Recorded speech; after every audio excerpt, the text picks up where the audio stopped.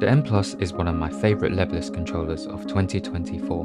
But what if I told you that there is still room for improvement for this fantastic controller, and that Haute42 has already made a move to close that gap? Let's see if they've succeeded in making one of the best Leverless controllers even better. This is the Haute42 M Ultra. Hello friends, welcome back to the channel. As always, I want to thank Haute42 for sending this over to me for review. No instructions were given and all opinions are my own. Let's start off with some key differences between this and the M Plus. First of all, the Ultra costs around £20 or dollars more. For that extra money, we get an additional ambient light strip near the bottom. This strip is very effective and has separate presets from the button LEDs. There's labelling on the top plate of the Ultra. This is something that I really like, and one of my main gripes with the M Plus is that it didn't have labelling. If you're not a fan of this, don't worry, you'll only see it half the time since it's only visible with some sort of light or reflection. I'm old and forgetful, so having labels on the function row is especially helpful. On the topic of the function row, these knobs are now larger. They still use the same micro switches as the older model, so they feel clicky, but the size makes them easier to press. They've also done away with the extra L3 and R3 buttons up here that gave some people concerns about tournament regulations, since you can't have two buttons doing the same thing, and on the M Plus they were hard linked together. Great choice to remove these since there are plenty of options for binding on the 16 button face. Along with the fresh knobs, we now have a tournament lock that turns the function row off, a light switch on the other end that toggles all the LEDs, and an extra USB-C socket in case one of them fails or you prefer a different exit for your cable. The following differences are a bit subtle but have a huge effect on how the controller feels. First of all, the button caps are smaller. These are 23mm compared to 25mm on the M Plus. Only the jump button on the Ultra is 25mm. Smaller caps mean we get a smaller spacing. For reference, here is the spacing for the Haute42 S series. I know a lot of you out there would have picked up the S as your first Leverless. Finally, we have the RS button, which is now lower, almost parallel to the jump button. Depending on your hand technique, this might cause accidental inputs, and I will tell you how I fared with this later. Okay, so those are the differences between the two models. Everything else is about the same. The Ultra has a large 300 by 200 by 13mm aluminium chassis. Excellent dimensions in my opinion. It runs on a powerful GP2040 software, so it's compatible with loads of systems and has key binding, profiles, SLCD modes, a screen, and more. There's an EXT port up here, so PS5 and Series X players, you can put your authenticators directly into the controller for compatibility.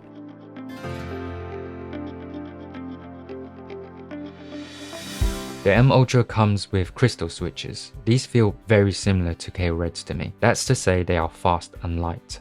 The key advantage of the crystals, in my opinion, is that they are completely transparent and enhance the RGB effects. I was hoping that the combination of colored lights and dark hardware would create a floating effect similar to what I saw on the R16 Black. But this isn't the case here. Instead, they bounce off the inside rim of the pocket and the keycap, so it looks like a smoky double halo. If you care about RGB, the crystals aren't bad, but I'm not too keen on the feel and sound, so I'm going to be modding this with Haute42's brand new shadow hunting switches. The shadows don't allow as much light to escape, so the RGB halo turns into a subtle arc instead, and I think that's still quite cool, even though it's not as easy to see. In my opinion, the trade-off is more than worth it because the action and timbre are much more pleasant with the shadows. They also have a lower travel distance compared to other chalk V2 switches. This is a potential advantage depending on your own agility, but a definite advantage for slide techniques. On my fingers, they're decisive and solid, whilst the oral sensation combines nicely with the aluminium body for a compact, creamy sound. I love them. For those of you who like to swap out your keycaps, my contact at Haute42 said that there are currently no plans to sell the 23mm keycaps, but they will let me know if they ever do become available. And when I know, I'll make sure you will know too. So go ahead and hit that subscribe button. Of course, if you have the M-Lite Rose Gold Edition or the P12 Pro, you do have the option of swapping out those keycaps for these.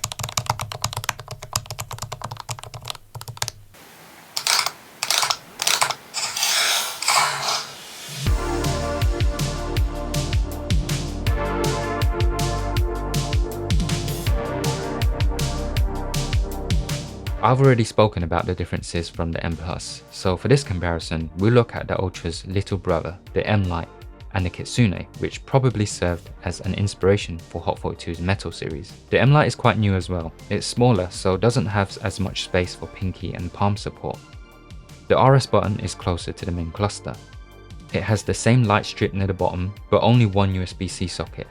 There's no tournament lock or light switch, and it uses the old, smaller knobs for function buttons. The chamfer on the M-Lite goes deeper into the chin, which is ideal for a controller of this size, and I do prefer the placement of the company logo.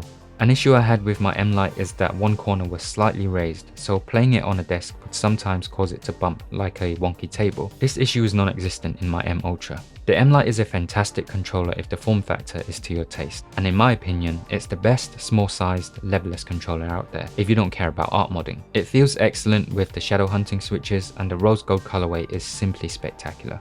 The Kitsune is an officially licensed PlayStation controller, so right off the bat, the advantage here is that you can plug this into the PS5 and just go. You don't need to source an authenticator for the EXT port or plug in via a Brook Wingman. It doesn't have a screen like the Ultra, but it does have a proper touchpad, and the function buttons in general are great to use and easy to locate. If you have smaller hands, you might get some fatigue whilst using the Kitsune, since the button spacing is wide and your hands will stretch a bit during play.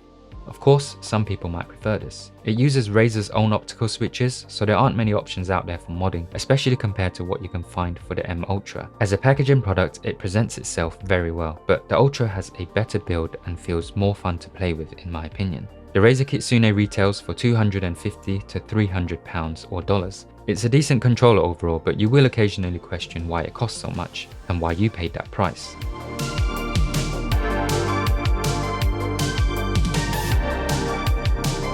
Brothers and sister, I'm going to give this to you straight up. The M Ultra is superb. You know how much I like the M Plus by Haute42 already. This is even better. I had no idea how much I wanted the M Plus with smaller buttons and a tighter spacing until I got it. I say tighter, but I don't mean that it's cramped. It's not cramped for me at all, unlike smaller body controllers with smaller spacing, because those ones have nowhere to anchor or to rest.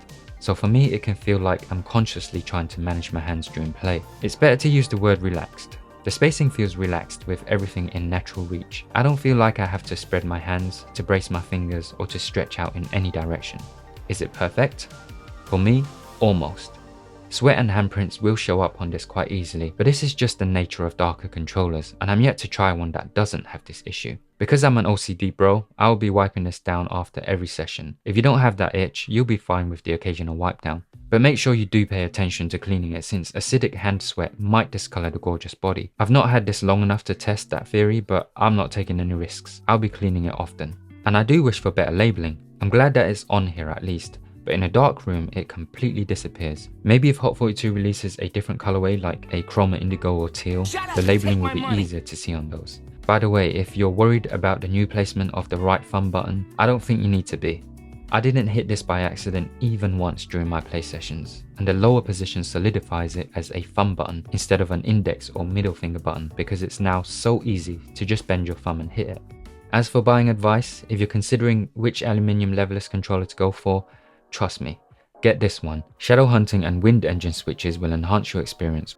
Haute42 has started 2025 with a banger. This is now my daily driver, and any controller I use will have to compare itself to this as my benchmark from now on.